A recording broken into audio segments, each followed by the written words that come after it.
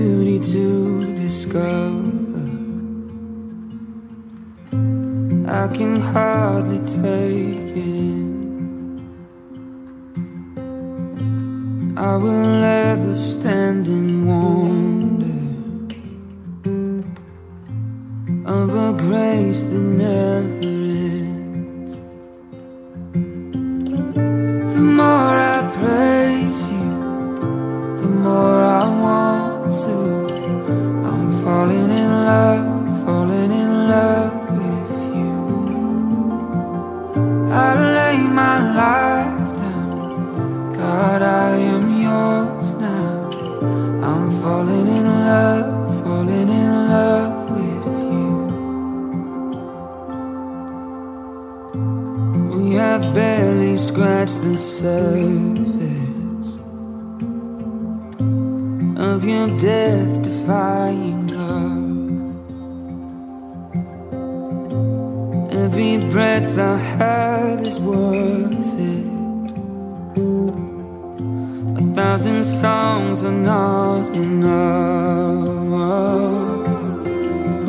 The more I praise you, the more I want to. I'm falling in love with you. I lay my life down, God, I am yours now. I'm falling in love with you. Yes, I'm falling in love with you. For the stars at night, every sunset sky. For it all, oh God, I say I love you. For the world you made, every brand new day. For it all, oh God, I say I love you. For the cross you bore, every nail and thorn. For it all, oh God, I say I love you.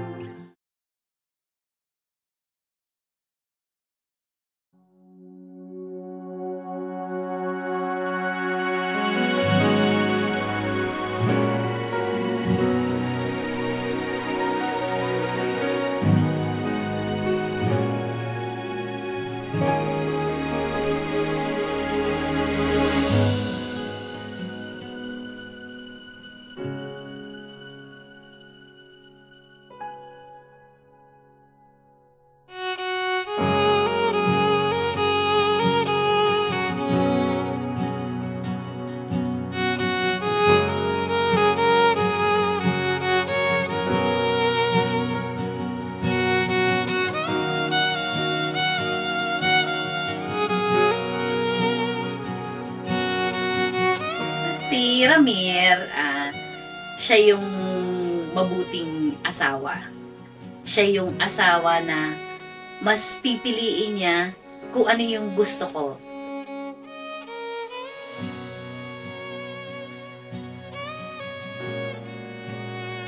My wife, si Tina, sa 25 years na pagsasama namin, siguro si Tina masasabi ko, siya talaga yung material wife. Parang wife, parang talagang best para maging isang wife, no? Yung talagang feel na feel ko, yung asawa. Yung asawa ko na kahit malayo siya, yon, ramdam na ramdam ko na may asawa ako na mahal ako. At ano ba yan?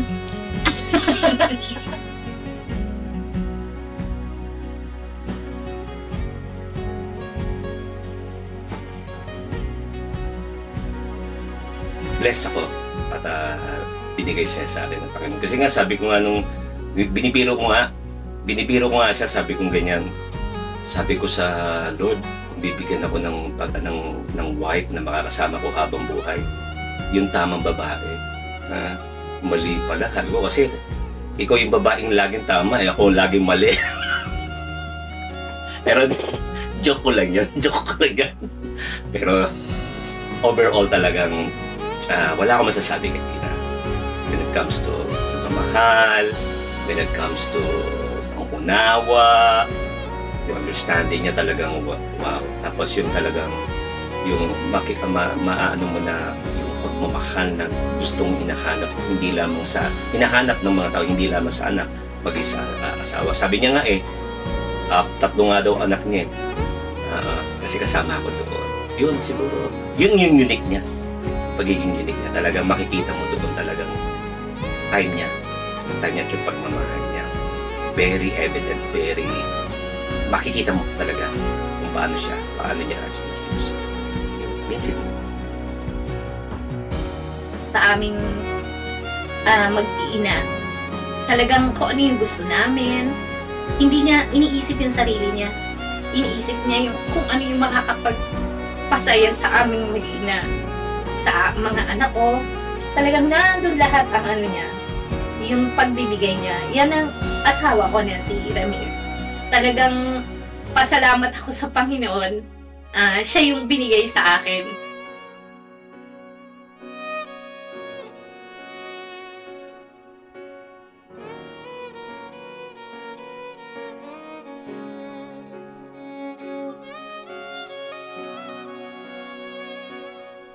Mama ってどんな感じだろうね。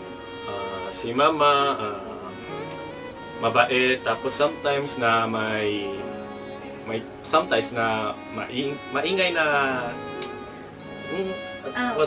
paano ba sabihin na? Maingay na Hindi yung yung parang basta maingay kaso nafe-feel mo pa rin yung love ni Mama, tapos yung pag-love talaga sa atin.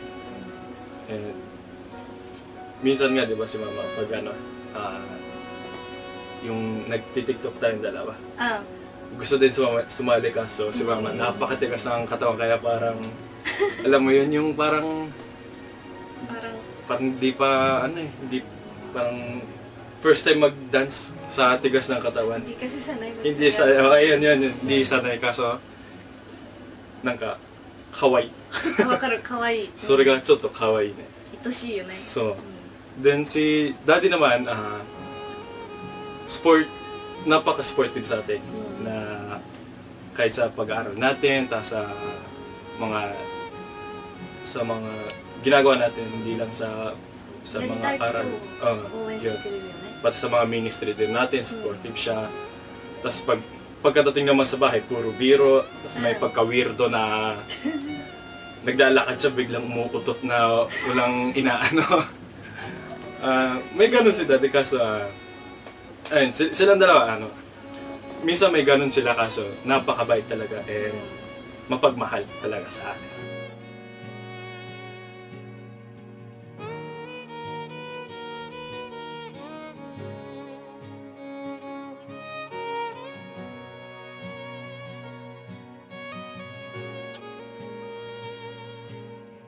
Bilang mag-asawa, sa mag-asawa, talagang meron naman yung top moment na dumarating sa buhay namin. Pero sa biyaya ng Panginoon, talagang hindi niya yata kami sinubok or binigyan ng ganong pagsubok na talagang magdidesisyon ba kami. Wala kaming decision making na ginawang ganon. Salamat sa Panginoon. Puro, parang ang naramdaman ko lang is puro love. Hindi ko naramdaman yung ang hirap. Hindi ko naramdaman yung kahit na naging LDR yung relationship naming mag-asawa for 5 years. Hindi ko naramdaman yung hirap na talagang nandun yung ko sa asawa ko na ano man tawag doon? Tiwala. Yung trust ko sa kanya na mahal niya ako. Tapos may takot siya sa Panginoon. Parang hindi kami nakaranas na nagka-problema. Hindi ko alam kung hindi talaga binigay ng Lord yun kasi ang asawa ko mahina sa problema. Hindi siya palaisip siya. Hindi siya yung na, kaya parang wala akong na namin. Nung nag-asawa na kami, siguro ang mga pinagdaanan namin most of the time sa akin, kasi ako mahinang tao ako eh. Mahinang yung soul ko talagang parang very very soft in a way na parang madali akong ng problema, isipin at yung mga bagay-bagay, no? So ngayon, pag ako nakakaisip ng mga bagay na talagang na problema, madali ako ma-down. Si Tina, ang laging ginagamit ng Panginoon. Doon mo makikita na talagang, sabi ko nga, Panginoon, sabi ko nga, mula noon, ngayon, hanggang siguro hanggang sa kami bawian ng buhay, kayo ang namin, ramdam namin. Kasi imagine mo, ginagamit mo si Tina, na way mo, vessel mo, para pagdaanan mo kung ano yung gusto mo iparating sa akin.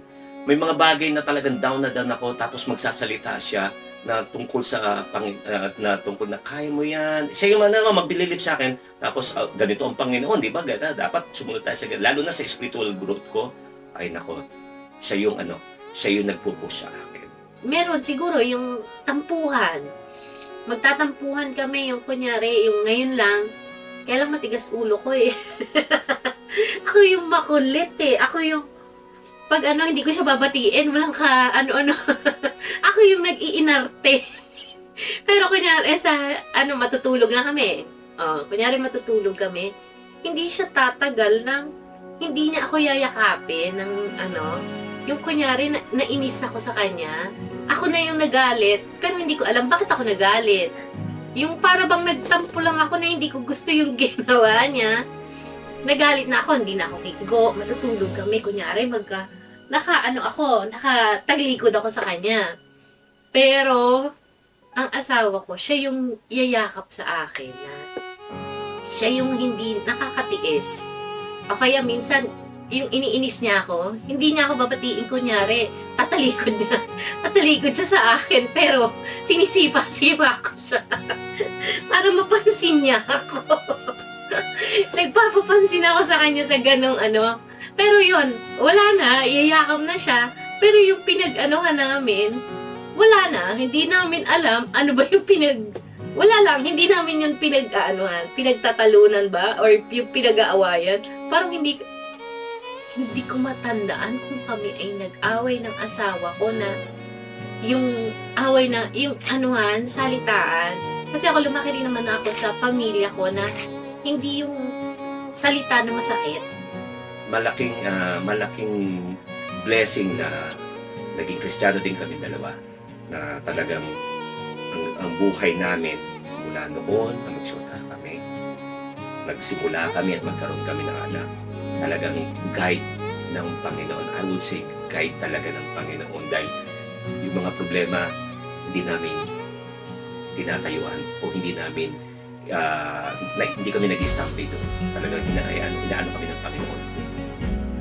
So yun yung mga events sa buhay namin. So wala namang yung problemang na talaga nga namang naging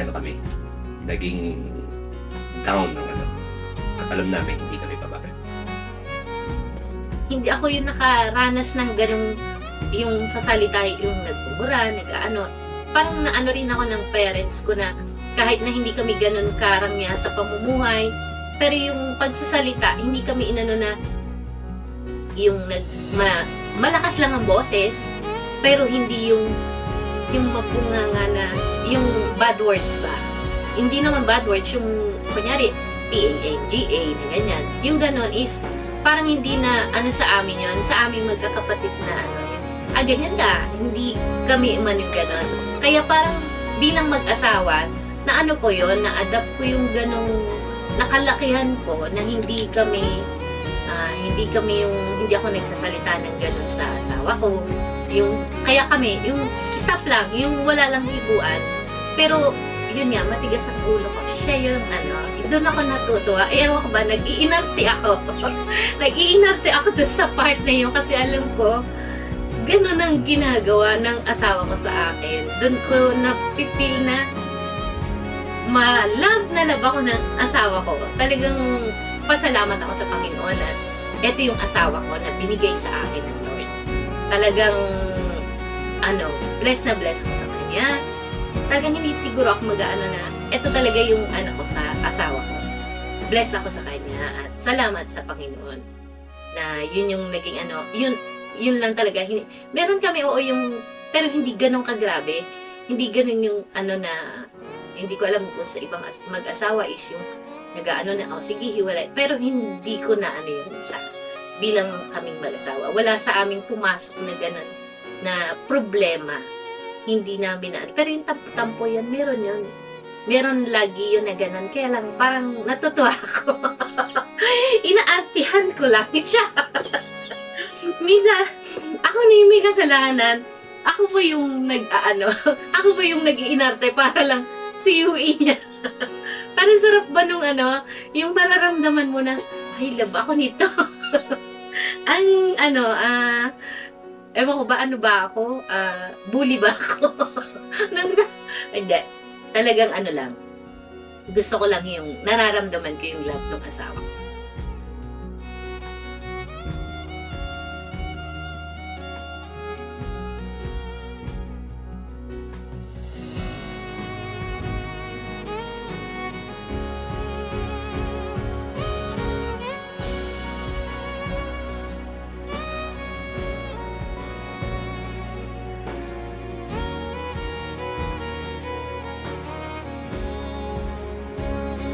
Happy 25th anniversary, Ma and Dick.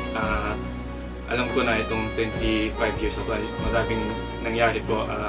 Kaso kahit ganun po, thank you po na nandiyan pa rin po kayo. Nandiyan pa rin po kayo. And nagpapasalamat din po kasi nagpapasalamat po kami niya na po na palagi po ay nandiyan para supportahan po kami sa lahat po ng gagawin. And nagpapasalamat po rin ako sa Panginoon na kayo po ang naging magulang po namin po. And kurikara mo, I think na magiging pasaway po kami and makulit po.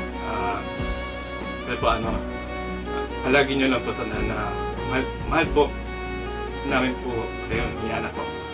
Happy anniversary po ulit, Ma, Mindy, and love you so much.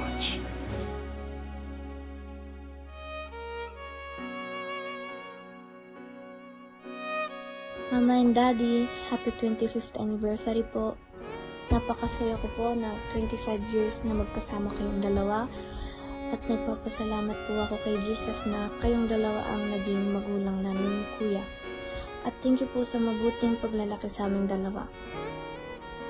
At palagi ko pong pinag-pray na sana palagi kayong healthy, palagi kayong happy at forever yan po. Love na love po namin kayo ni Kuya. Love you po.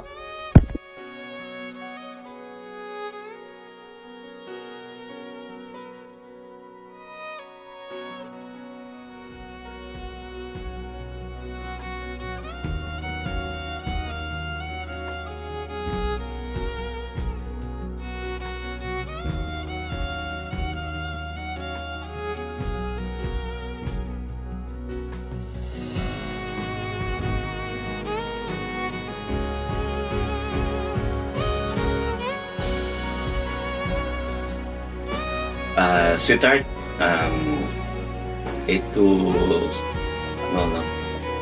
andito na tayo, no? So, 25 years, so this is a milestone talaga sa mag-asawa. Praise God dahil umabot tayo sa ganitong taon ng pag-iisang dibdib natin yun. At yung pagmamahal at yung respeto andun naging intact. So, sweetheart, ito tandaan mo, mula noon, ngayon, magpapakailanman, yung pagmamahal na nakita mo sa akin noon, ngayon, ay makikita mo pa rin magpakailanman hanggang sa huling buhay natin. No? Ang ipapangako ko sa iyo, yung pagmamahal, siguro aabot pa tayo sa 50 years.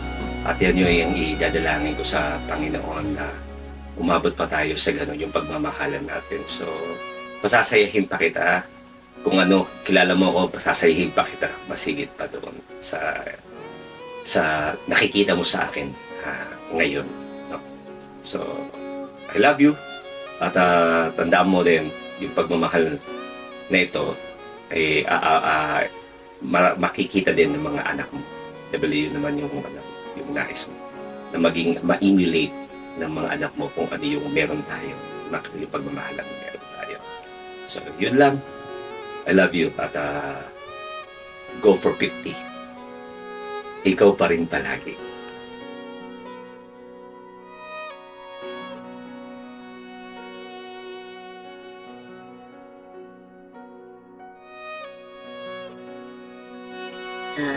Sweetheart, 25 years na tayo. May papangako ko lang sa'yo at sa Panginoon, 25 years, hindi lang 25 years. Siguro, kahit na mag-30, mag-40, mag-50 tayo, hanggang sa huli, ikaw pa rin yung kahit ilang beses mo akong yayaing magpakasal. Papakasalan kita. Paulit-ulit. Hanggang nabubuhay ako. Ikaw lang yung mamahalin ko. Ikaw lang yung serve. Hindi not serve. Pagbibigyan ko ng pagmamahal ko. Magkasabay tayong tatanda. Kasama natin ang Lord at yan ang maipapangako ko, mamahalin kita hanggang sa huli. Ikaw pa rin palagi. Eto tayo sa huli, palagi babalik pa rin sa yakap mo hanggang sa huli.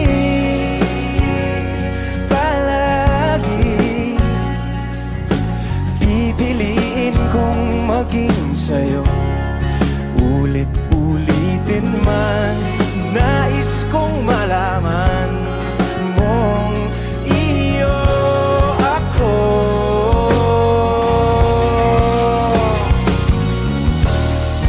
Sa pagdating ng ating pilak at ginto, tiyamante mo'y abutin, ikaw pa rin aking bituin.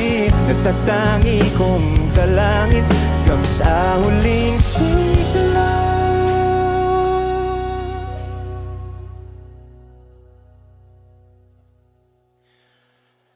Sa huli, palagi babalik pa rin sa yakap mo, mahal. Sa huli, palagi pipiliin kong maging sa'yo, ulit-ulitin man, nais kong malaman